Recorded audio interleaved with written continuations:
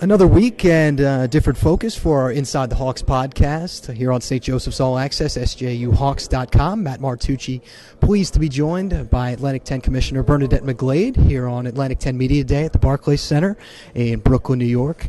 Exciting time, I would say, for the conference. New TV deal, a couple of new teams, very prominent teams in VCU and Butler. I mean, how has this week gone for you? And, how are you feeling about all this? The week has been great. We're really excited, and just to walk into this building, and I talked to Coach Martelli earlier, and I just said, when those student athletes come in the back elephant door of the arena down on ground level and walk into this stadium, they're just going to be so excited. It's a fabulous building, and I think it's what our student athletes deserve, and hopefully we'll have a great championship in March. You add a Butler and a VCU, obviously both with a very good winning tradition.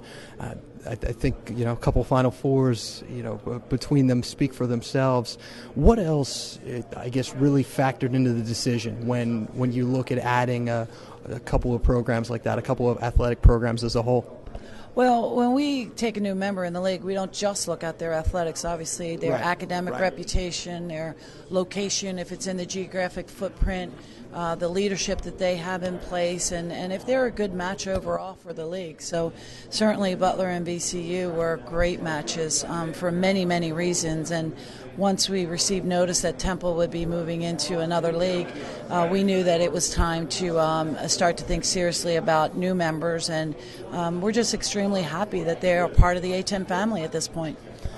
It used to be, or at least it would seem, where St. Joseph's, UMass, Xavier, doing well for the league really seemed to benefit the A-10 just because of the storied traditions in the conference of all those programs. With the addition, is that quite as important as it used to be for those programs to be as successful as they've been? I think it's important because I think rich tradition and history is always important, but it's also exciting and it's refreshing to have two new members that are so vibrant and so well known nationally. And I think what it does, it actually shines a light on the historic tradition of Temple and St. Joe's and UMass and what this league has been all about. So I think it really is a complementing factor. We talk about Temple and St. Joe's and their coaches and Fran Dunphy and Phil Martelli, great ambassadors for the league. You get two more, I would say, in Brad Stevens and Shaka Smart, who just seem to be perfect fits for this league, not necessarily just because of what they do from a basketball standpoint, but just because of their personalities, it would seem. What, when you look at them, says those two they're really good fits? They are good fits because they're not only outstanding coaches, but they're fabulous people. They're smart. They care about their student athletes. They're very intellectually active, and they really get engaged in all the major topics. And, when we lose a coach like Fran Dunphy, who I think the world of, and he's just going to do fabulous. I mean, he's not going to change anything. He's just moving to a different conference.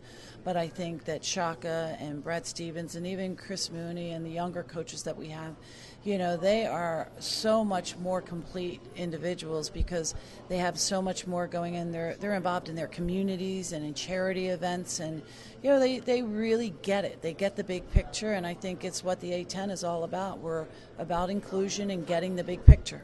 Atlantic 10 Commissioner Bernadette McGlade, our guest on this week's edition of the Inside the Hawks podcast, St. Joseph's All Access, SJUHawks.com. Both Brad and Shaka, two young guys, obviously, young guys that have had success quite early in their career compared to a lot of other coaches across the country. Was there ever anyone in your career, whether it be as a student athlete or during your time as a coach at Georgia Tech, even going through the ACC, where you saw somebody at a young age and said, you know what, that person has a lot of potential, that athlete or that coach is really going to make it? Was there anybody you just looked at and said, yeah, that woman or man has success written all over he or she? Yeah, I think, there were many times, too many to probably even name. But, when I was playing at UNC and a graduate assistant, Roy Williams was the third assistant for Dean Smith, and we used to run around together and be setting up the gyms and breaking down the gyms in Carmichael. And so certainly, I've had the good fortune to be associated with really fabulous individuals. And, I played side by side with my sister, and, she's a coach at Pitt right now, and she, coached in South Jersey at Rider College and very successful. But even, seeing her as a sibling, I knew, there's success written all over her. So, it's just exciting. On a more macro scale, I guess, not just necessarily limited to the A10, do you see the trend of schools changing conferences continuing at this point, or do you think it's about to settle down? Is it going to ramp back up? I mean, it almost seems like we need a flow chart to figure out who's where at this point. If I knew the answer to that question, you and I wouldn't be standing here, that's right? right. That's probably the most accurate answer. But, in my heart, I hope that it is settling out. I hope that there's stability right now across the board, across the country, because, as you know, it is all domino effect.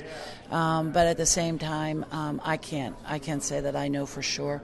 Many institutions and their presidents are making decisions for a lot of reasons that sometimes don't seem logical to those on the outside, but for whatever reason they make them. So again, I gave up predicting on the future a long time ago.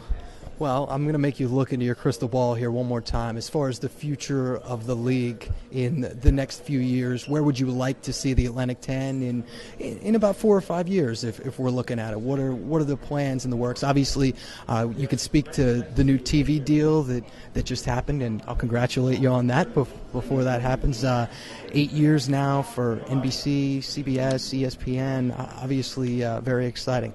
I just would love to see the conference continue on its upward success trend that we've been on right now. And, this tournament, the championship that we're going to bring to Barclays, and I would say to all the Hawks fans that are listening to this podcast and anyone, it is so easy to get here. Cindy Griffith actually was saying how when she got on the train station at 30th Street Station, she never went outside and came right here up into the building. And so, again, if the A10 Nation, so we've been calling it, wants to have a great fun weekend, just like the Big East alums have with their tournament and the ACC alums, if the A10 alums and fans want to have that type of experience, then they need to buy tickets and they need to come for the next 4 days in March when we have the championship.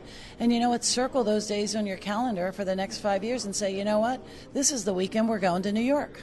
I believe it was Marty Markowitz who referred to it as Kings County Chaos, not necessarily March Madness. So hopefully fans can come out and make it a full New York City basketball weekend. Last question: as far as we talked about the advantages of just what it does from a basketball standpoint, the addition of Butler and VCU with the expansion, but what about for some of the sports that we don't necessarily think about?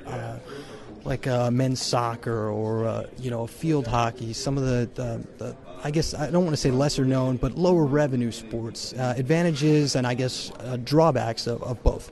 Actually, there were a lot of advantages, and we call them our Olympic sports programs. And by adding Butler, we had that fourth team on what we call kind of the Western Wing. And so now we have 2 travel partners by having St. Louis, Xavier, Dayton, and now Butler.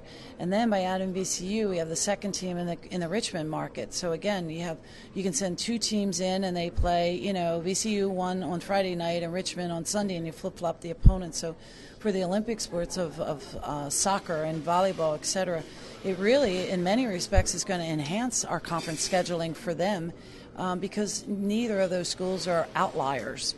They're well within our footprint, and they add the additional opportunity in a market we already are in.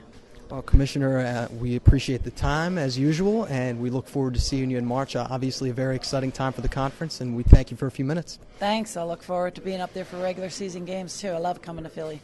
That's Atlantic 10 Commissioner Bernadette McGlade, our guest here on the Inside the Hawks podcast. St. Joseph's All Access, SJUHawks.com. Of course, basketball season at this point just on the horizon. Practice in a little over a week for the Hawks on both the men's and the women's side.